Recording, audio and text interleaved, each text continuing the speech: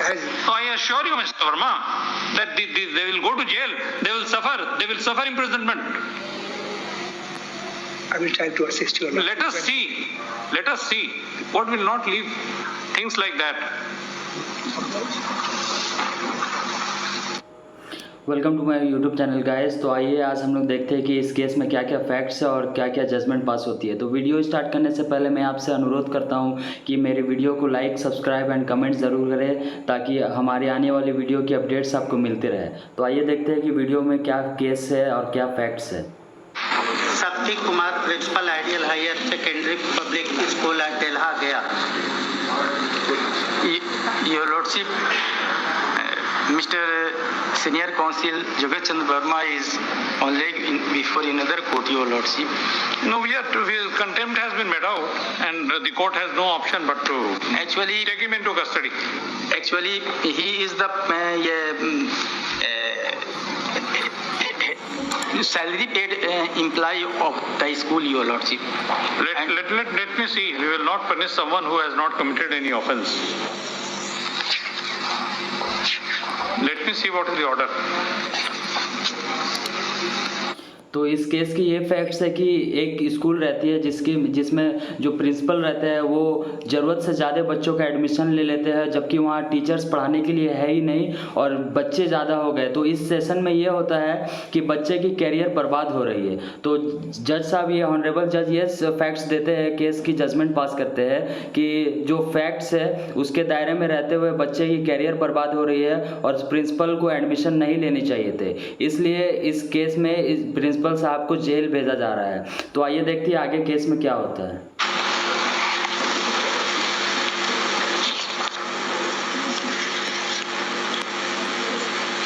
Where is the chairman of the board? Ask him to be here. Whether he is a party or not. Come here.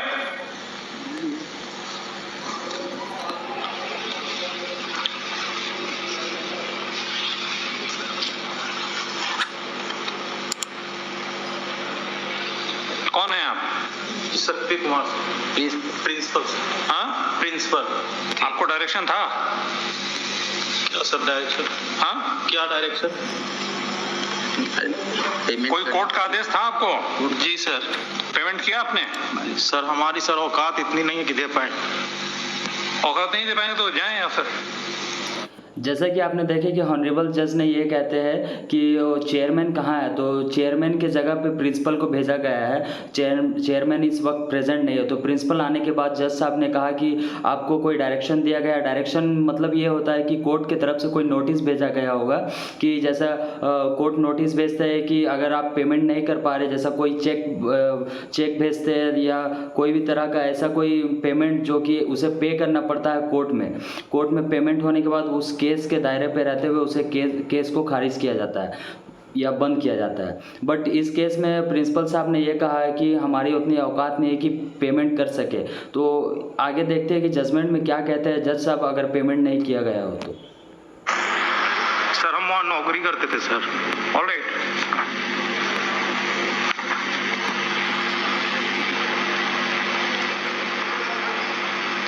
तनख्वाह पे काम करते sir, छोड़ दिया। Alright. तो आपने देखा कि प्रिंसिपल साहब ने कहा कि मैं तनख्वाह पे काम करता हूँ। तो इनका कहने का मतलब ये है कि मुझे भी मैं एक्चुअल प्रिंसिपल नहीं हूँ, मेरे ऊपर भी कोई एक पोस्ट वाले हैं जो कि मुझे गाइड करते हैं और उन्हें पेमेंट देते हैं। तो जज साहब ने कहा कि ऑलराइट, मतलब कि वो कोई स्टेटमेंट्स बना रहे हैं। तो उस स्टेटमेंट को क्या प्रोसीड करते हैं वो आगे हम लोग देखते हैं।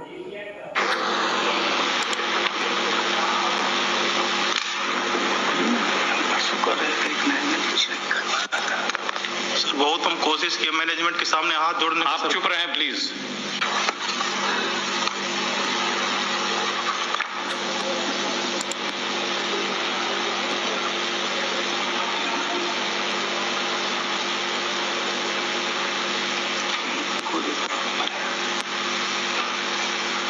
Who is the chairman of the board?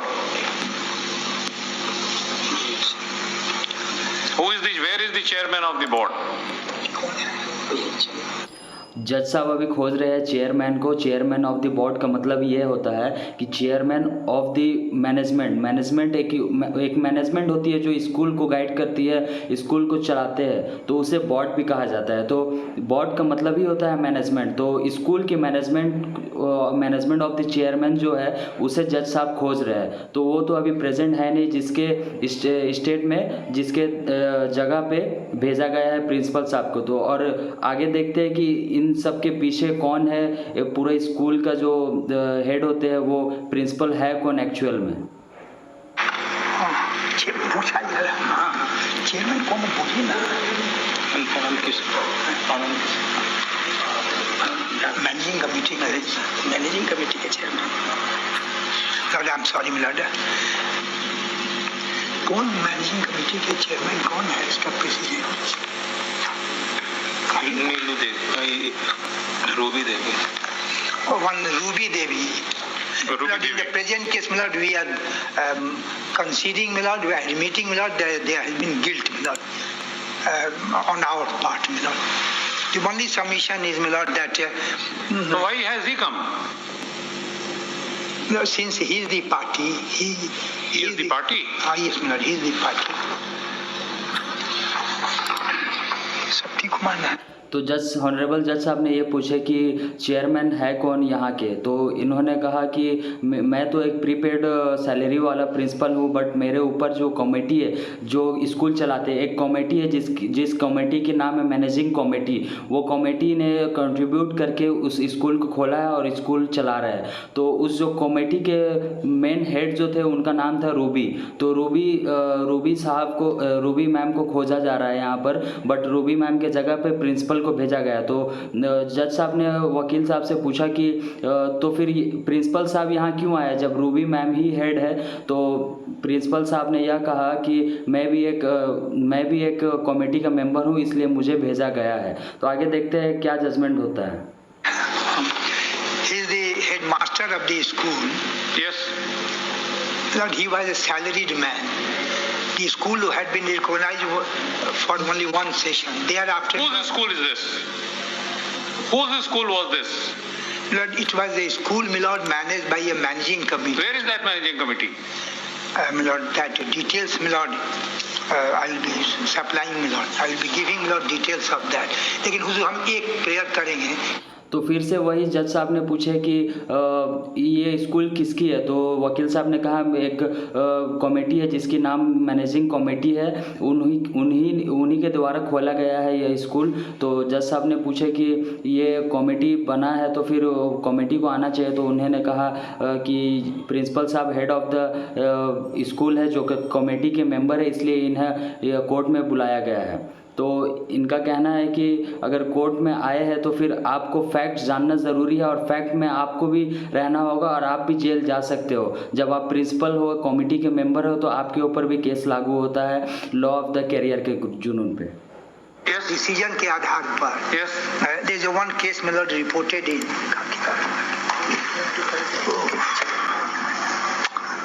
किताब कौन है? There is one AIR 1995 Supreme Court, page 308. Relevant paragraphs are paragraph 9 and 10. Yes. Lord, Yes, what is there? Lord, in that it has been said that I am placing paragraph 9 and 10, my Lord. It has been said, my Lord, that section 2B of the Contempt Act 2B of contempt act यह कहता है, 2B of contempt act में यह दिया गया है कि अगर कोई इंसान जो कि रूल फॉलो नहीं करता, रूल तोड़ता है और एज अ क्रिमिनल वो प्रोसीड हो जाता है और कोर्ट के नोटिस जाने पे भी वो फॉलो नहीं करता है, तो उसे कंटेम्प्ट ऑफ कोर्ट मतलब कोर्ट की बेइज्जती माना जाती है और उस दायरे पे रहते हुए ये लॉ फॉलो किया गया है। to mean civil willful disobedience to any judgment, degree, direction, order, writ or other processes of court, where the contempt consists in failure to comply with or carry out order of the court made in favor of a party. It is a civil contempt. The person or persons in whose favor. Yes, you don't explain that. I understand that this is not a criminal contempt, this is a civil contempt. Whether it's civil contempt. Not only that, on the point of punishment, I was. तो वकील साहब कह रहे थे कि ये जो case है ये क्रिमिनल कंटेंट नहीं है. Criminal content as a purpose that अगर कोई इंसान किसी का मर्डर कर देता है फॉर एग्जांपल, तो ये तो साफ साफ देखा गया है कि वो क्रिमिनल कंटेंट किया है, मतलब मर्डर कर दिया है. बट ये जज साहब का कहना है कि ये सिविल कंटेंट है बट इसमें क्रिमिनल कंटेंट भी है. तो वकील साहब पूछे कि वो कैसे, तो जज साहब ने कहा कि ये सिविल केस है, मतलब कि ये मैनेजमेंट स्कूल मतलब स्कूल के अंदर पढ़ाया जा रहा है, बट उसमें क्रिमिनल कंटेंट इस तरह हो जा रही है कि बहुत सारे बच्चों को स्कूल में एडमिशन एक साथ दिया जा रहा है बट पढ़ाने के लिए टीचर नहीं है, और सब बच्चों के कैरियर को जानबूझ के सब जानते हुए भी बर्बाद किया जा रहा है पैसों के लालच की वजह से. तो ये एक तरह से क्रिमिनल कंटेंट है क्योंकि बच्चों की कैरियर खराब हो रही है इस दौरान में.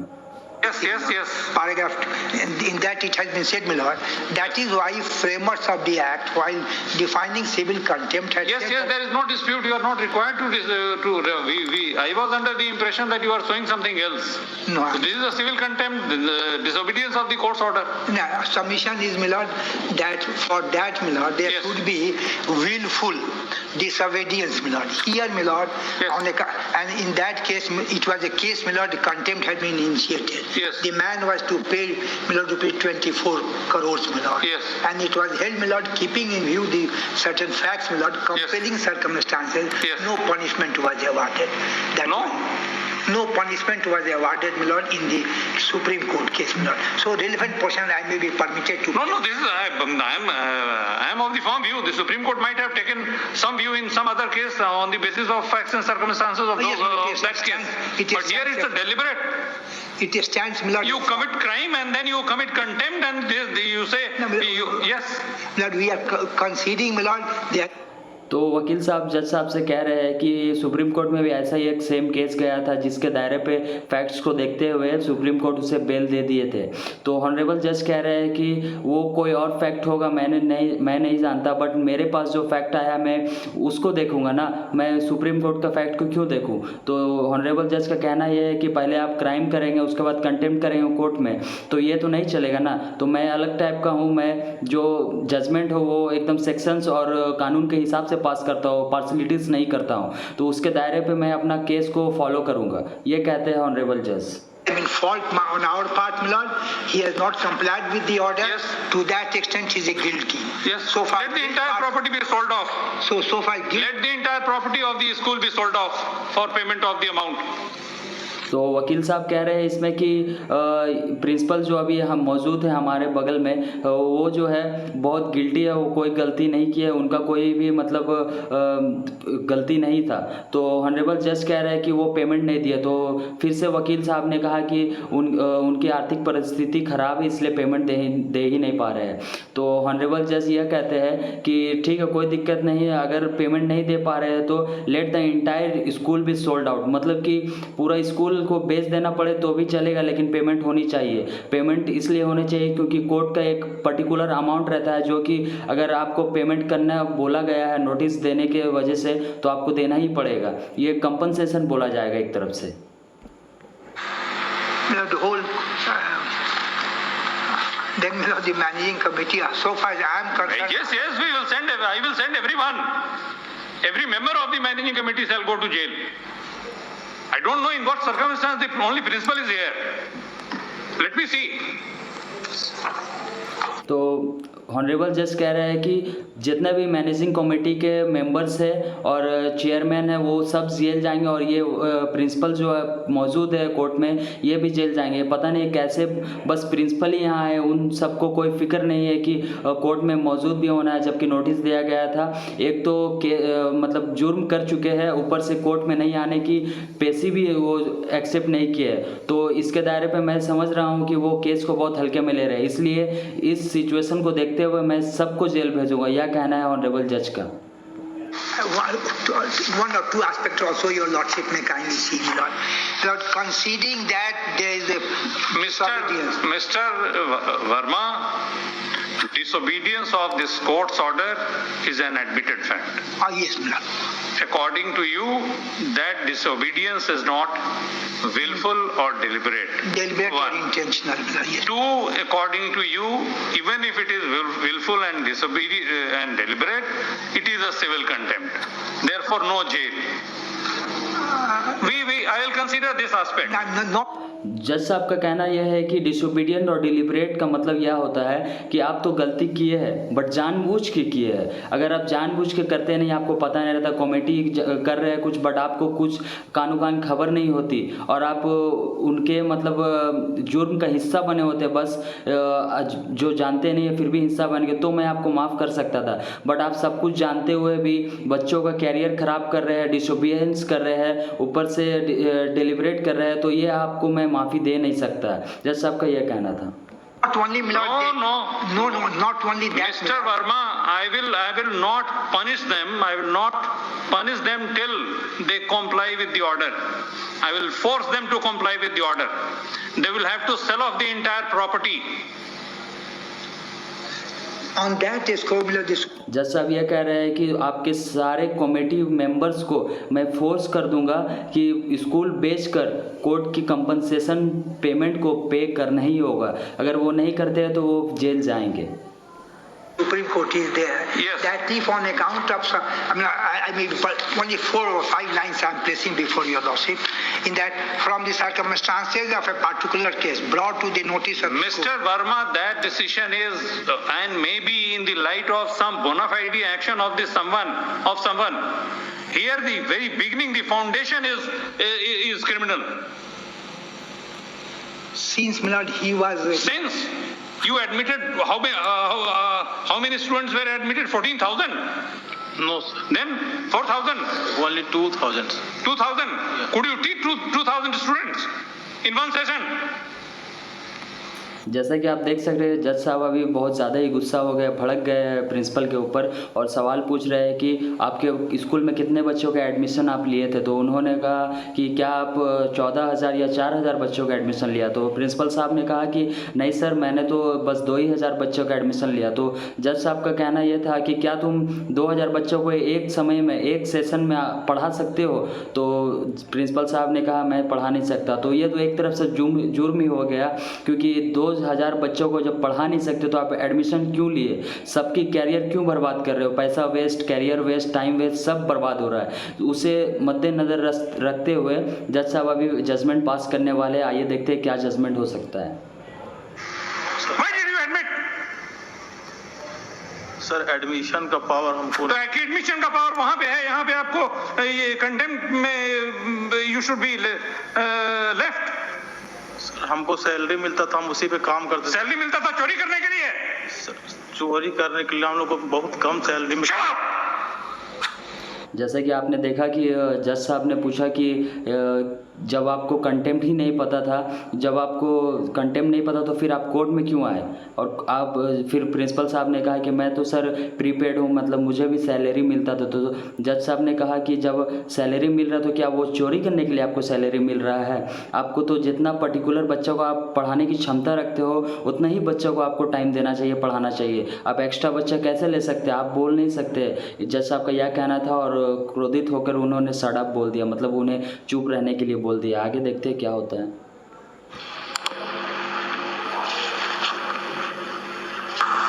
Shakti Kumar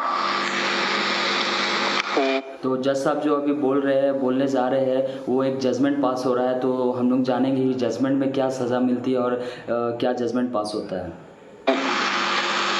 was the principal of Ideal Higher Secondary Public School Delha Gaya is present in court. So stop. It has been recorded in the order dated 5/7/2000. उसको काट दो.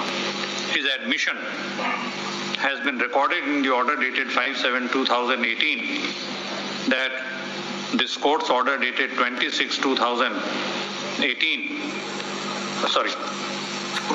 has not been complied with. So stop. He, however, submits before this court that he was merely paid employee of the Ideal Higher Secondary Public School Delha Gaya, and he had no control over management of the school. You are not member of the managing committee? No. And he was not a member of the managing committee of the school. So stop. Let him file an affidavit giving in detail the name of the chairman of the managing committee of the school and all members of the said managing committee of the school by Monday next. So stop. List this case on Wednesday next. So stop. List this case on Wednesday, on which date the principal so and so shall be required to be present in court. तो जज साहब ने judgement पास कर दिए है और उन्होंने judgement में यह कहा है कि नेक्स्ट वेडनेसडे तक अगर चेयरमैन और मैनेजिंग कमेटी के सारे मेंबर्स कोर्ट में प्रेजेंट नहीं होते हैं तो फिर इन सब को जेल जाना पड़ेगा, इसलिए टाइम बढ़ा दिए है। नेक्स्ट वेडनेसडे तक देखा जाएगा, अगर वो लोग नहीं प्रेजेंट होते हैं तो उन सब को जेल के लिए नोटिस दिया जाएगा और जेल भेजा जाएगा। Thank you for this and please subscribe and like my YouTube channel for जो भी आगे की वीडियो आएगी आपको अपडेट्स मिलते रहेगी। Thank you.